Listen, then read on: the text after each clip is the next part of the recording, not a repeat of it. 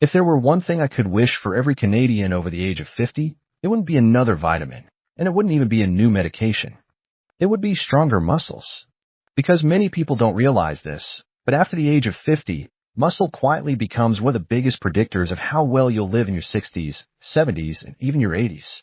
It affects your balance, your blood sugar, your energy, your confidence, and even whether you can keep living independently in your own home. The frightening part is that most people don't notice they're losing muscle until simple things like climbing the stairs, carrying groceries after a trip to Costco, or getting up from the couch suddenly feel much harder than they used to. And by then, years of strength may already be gone. The good news is that your body can still build new muscle, even well after 50.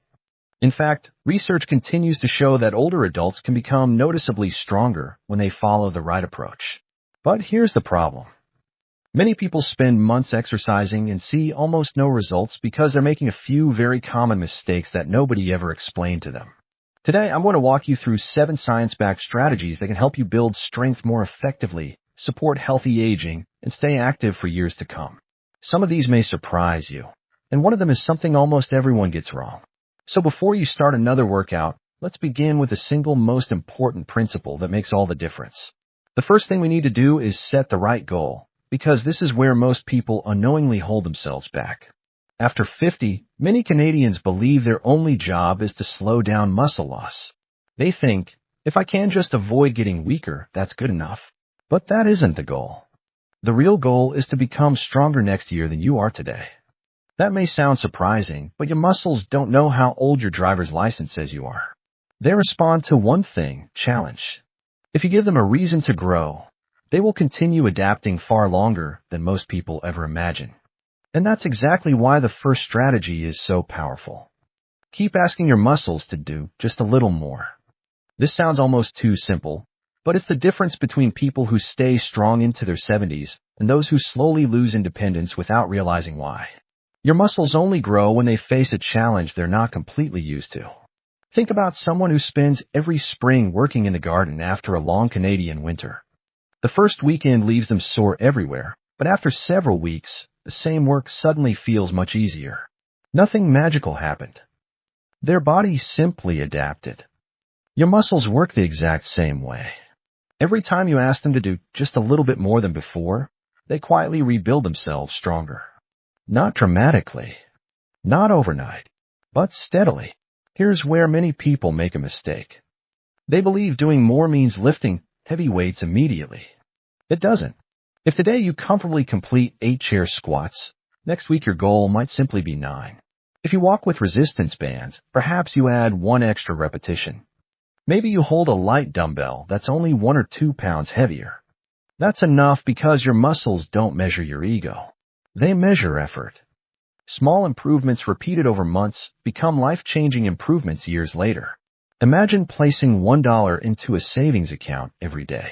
$1 feels meaningless, but after years, the result surprises almost everyone. Muscle works almost the same way. Tiny deposits, massive returns. And here's something fascinating. Many people believe they've stopped getting stronger. In reality, they've simply stopped keeping track. If you never write anything down, every workout feels exactly the same. But once you record your exercises, even on a simple piece of paper or in the Notes app on your phone, you begin noticing something remarkable. You lifted a little more, walked a little farther, needed fewer breaks. Those tiny victories create momentum, and momentum creates consistency. This matters far more than motivation, because motivation disappears, but habits remain. Strength isn't only about asking your muscles to work harder. There's another mistake that's quietly stealing results from thousands of people. Many spend most of their workout training the smallest muscles while completely overlooking the movements that build the greatest amount of strength with the least amount of effort, and that changes everything. Here's something that surprises a lot of people. If your workout leaves your arms tired, that doesn't automatically mean you've had a good workout. In fact, many people spend 30 or 40 minutes doing exercises that feel difficult, yet they stimulate very little overall muscle growth. The reason is much more important than it seems. Build your routine around big compound movements. Imagine 2 people spending exactly the same amount of time exercising. The first person sits on a bench doing endless bicep curls. The second person performs squats, rows, push-ups against a wall or kitchen counter, and simple shoulder presses. Both feel like they've exercised, but their bodies receive completely different messages. A bicep curl mainly asks one small group of muscles to work. A rowing movement, on the other hand, wakes up your arms, your shoulders, your upper back, your core, and several stabilizing muscles at exactly the same time. It's like heating one room in your house versus turning on the central heating for the entire home. Which one gives you more value? Exactly. That's why exercises involving several joints at once produce far greater benefits for older adults. Simple movements like squats or chair stands, lunges if your balance allows, hip hinges or light deadlift movements, push-ups against a wall or countertop, resistance band rows, and shoulder presses with light dumbbells teach your muscles to work together, which is exactly how your body moves in everyday life. Getting out of bed, carrying grocery bags through a snowy Canadian parking lot, lifting a grandchild, or climbing apartment stairs when the elevator is out of service are all full-body movements. If you have access to a gym, wonderful. If you don't think you're at a disadvantage. Some of the strongest improvements happen with body weight resistance bands or a pair of light dumbbells used consistently at home. Many people wait until they have the perfect setup. That day often never comes. Your muscles don't care where you exercise. They care that you actually do. But here's the twist almost nobody expects. Even if your workouts are excellent, you can still fail to build meaningful muscle because your muscles are like builders arriving at a construction site. If there's no building material waiting for them, they simply can't finish the job. Which brings us to one of the biggest differences between building muscle at 30 and building it after 50. Protein matters even more as you get older.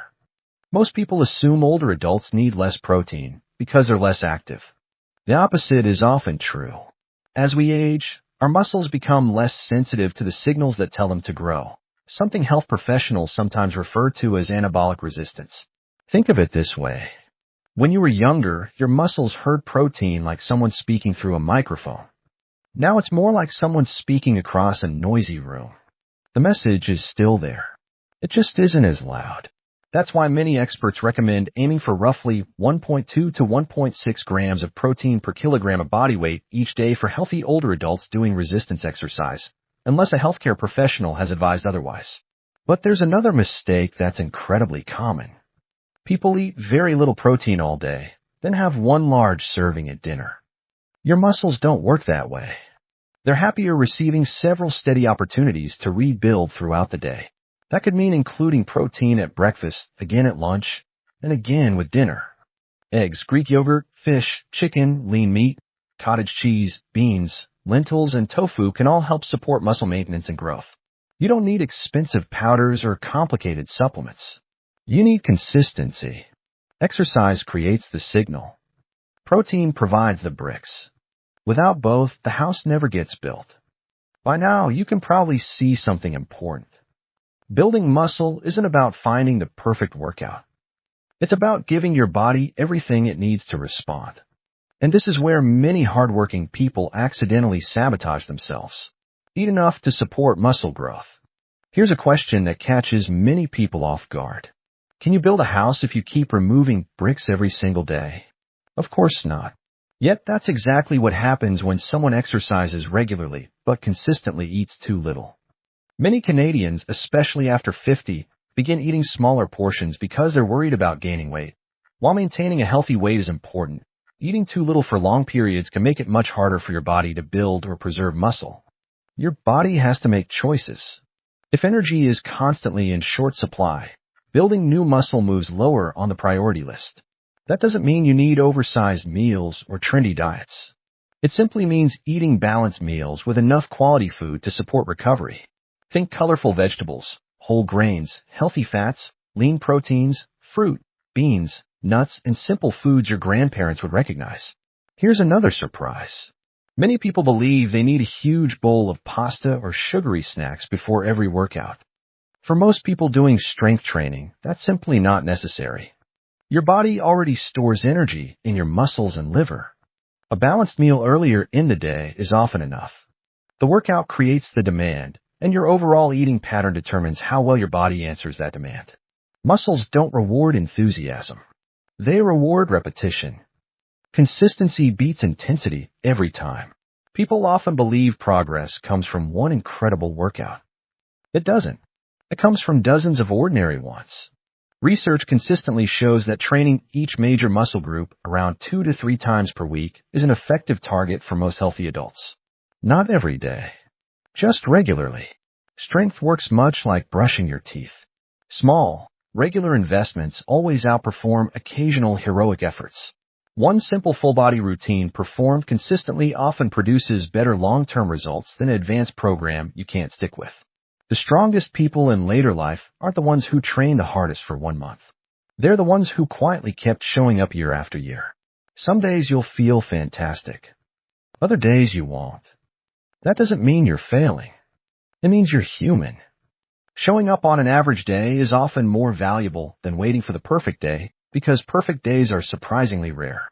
Habits carry you through the ordinary ones.